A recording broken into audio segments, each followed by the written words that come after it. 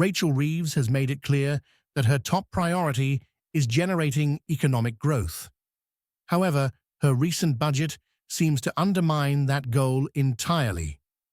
The proposed £25 billion increase in employers' national insurance contributions is expected to revive inflation, increase business costs, suppress wages, and hinder hiring efforts, potentially leading to economic contraction rather than growth. On top of that, Reeves's decision places additional strain on Angela Rayner, Secretary of State for Housing, Communities, and Local Government. The increased costs for house builders to hire workers directly clash with Labour's ambitious pledge to construct 1.5 million homes during this Parliament. Meanwhile, Energy Secretary Ed Miliband adds to the turmoil. Known for his missteps during Labour's 2015 election campaign, Miliband is now championing a vision to make the UK a clean energy superpower by 2030, aiming to reduce reliance on fossil fuels and create a boom in renewable energy.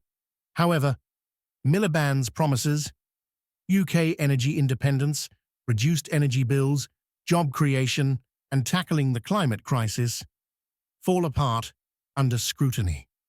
For starters, his policies are expected to lead to significant job losses, including the closure of Vauxhall's Luton factory and ongoing damage to the North Sea oil and gas sector.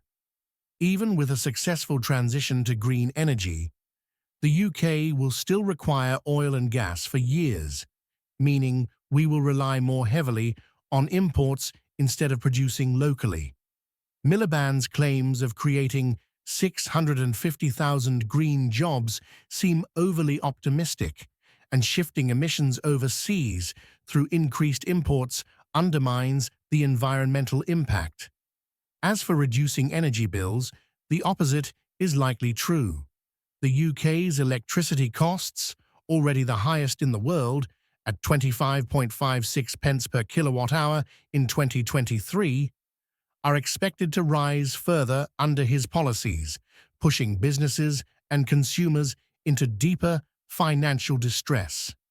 High energy costs are already driving energy-intensive industries out of the UK, and with the potential resurgence of shale oil fracking in the US under President-elect Donald Trump, American energy costs could plummet further, leaving UK businesses unable to compete.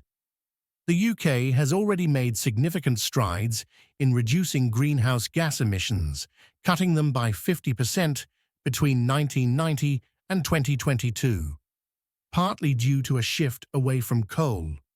However, outsourcing much of the country's manufacturing to nations like China and India has also exported emissions. Miliband's net zero agenda, estimated to cost the UK £3 trillion, according to National Grid ESO, would necessitate a sharp increase in electricity bills, potentially by 40% or more.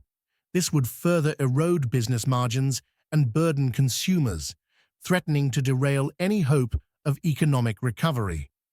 Ultimately, Reeves's growth plan is left in tatters. If Miliband's policies proceed unchecked, they could wreak havoc on the UK economy, leaving businesses and families to bear the brunt. 5 years of these policies could prove catastrophic for the nation.